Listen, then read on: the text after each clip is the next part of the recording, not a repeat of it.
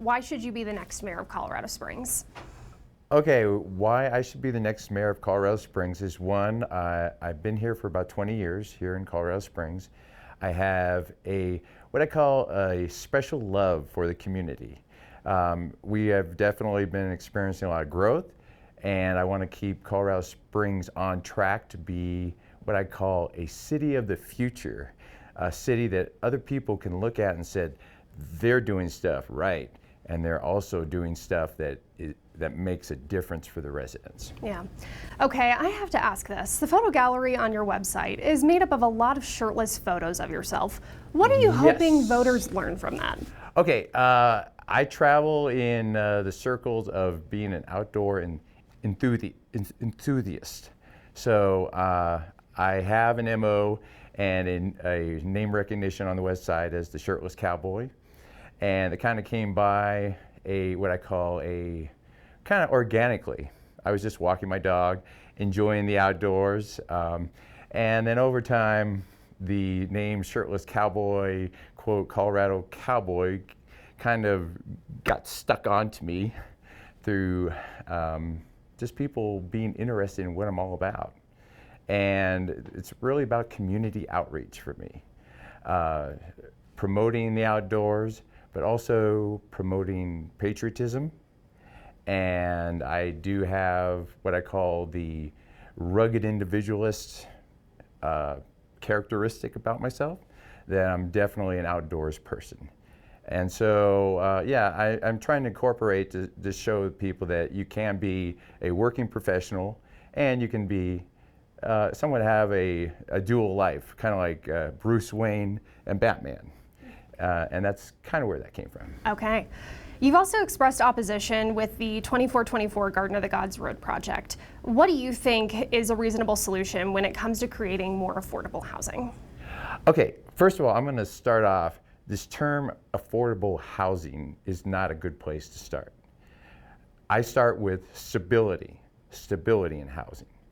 And that means as we grow as a city, we have to take a more comprehensive view on housing, availability of housing, and the various outcroppings of growth.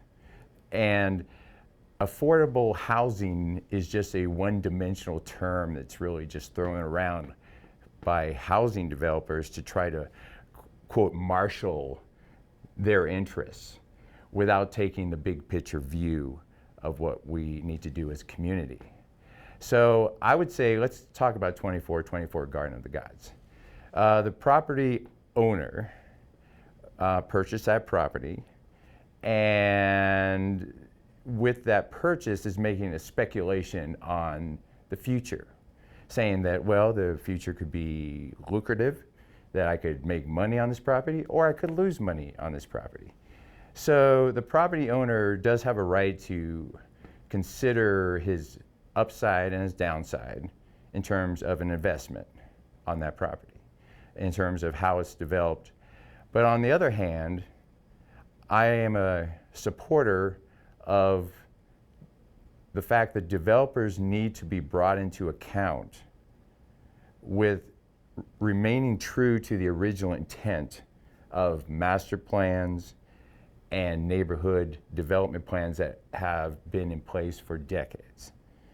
And so there's a little bit of a push and a pull dynamic, and my position is that the developer at 2424 Garden of the Gods is trying to, I guess, manipulate a master plan that has worked for decades in order to get a very selfish implementation done on his own property, which he's entitled to pursue developments on his own property because of personal property rights or private property rights.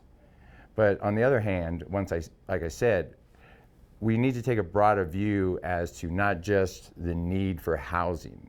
I've heard terms thrown around at Planning Commission that would say any housing is good housing. That's not true. Housing needs to be constructed and planned, but it needs to be planned with all the other multivariate considerations into that decision-making process. And our current city planners do not do that. And the developers need to understand that this is not their, quote, city. It belongs to the residents of the city. And the developers need to make a little bit more of what I call a intentional effort to realize that they need to ante up for the future of the city and not just breeze into town, start building things without consequence. But do you see a need for things like apartments, additional condos for people here in Colorado Springs? Yes. I mean, that's definitely a must-have. But once again, I'm not going to focus on affordability in housing, because first has to be stability in housing. And stability in housing addresses what you just cited, the need for housing. But it takes into account the more multivariate considerations rather than just a build in an attempt to alleviate housing costs. Let's talk a little bit about something else you list on your website. When you talk about clean city policies, what does that mean to you? Okay, clean city policies mean, for example, I enumerated, say, trash. I mean, yeah, I can go to any intersection in this town, say on the west side, downtown, and there's trash just laying down on the street. And we have, like, say, metal poles or whatever. When I go walking, there's jackets laying around, things like that. And in the past, it wasn't like that. And I believe the city has totally lost control over what I call a perception. And when I say clean city, that means a perception model. That when people come into town, they see clean streets, and we have a homelessness problem that needs to be dealt with, and then we have gang violence problems, graffiti, and all that adds up to a perception that not only for the residents, but for the people that come here to visit.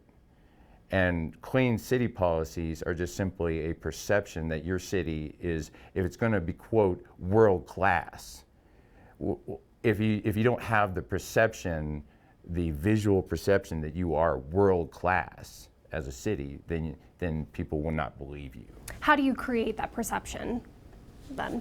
Okay, well, for example, I talk about community involvement on my website. And it's about ownership. It's about residents wanting to have pride in their neighborhood, in their where they live. You know, whether they're walking on trails, whether they're walking downtown, they have a sense of pride and ownership that this is my city, and I want it to be clean. I want us to be working together to make it a world-class city. And the part of being mayor, and I'm going to work that in because that's important, is running for mayor is you're selling a style and a vision. And we alluded to the shirtless cowboy earlier. That's part of my style. And a vision is where you're promoting a top-down vision that you have people following you and saying, I believe in his vision, and I'm going to follow this man, and I'm going to take the same ownership that he has and pride in my community. And that's where I feel that a mayoral candidate without that vision is just an empty suit. Yeah. We are entering the final minute of our 10 minutes, so I am going to give you some time to make your final statement here to our viewers. Sure. Okay, so where I am on this is that we have in the mayoral candidates that are on stage right now in these forums, we have a good mix of grassroots and established politicians. And the established politicians are saying that they have, quote, innovative solutions for the future. And that's what they are touting as their vision. But I question that we have the same people in these positions or running for these positions that have been in government before, and they have failed us.